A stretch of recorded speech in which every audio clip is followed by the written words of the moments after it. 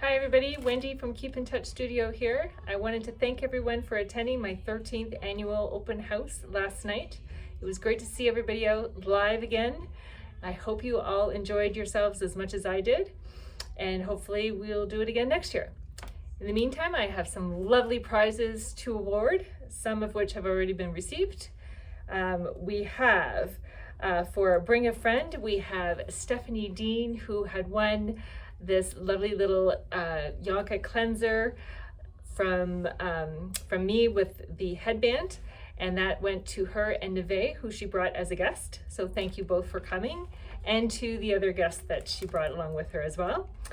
And then we have, bear with me for a second, we have this lovely plush blanket from Yonka, which is fleece and cozy and adorably warm.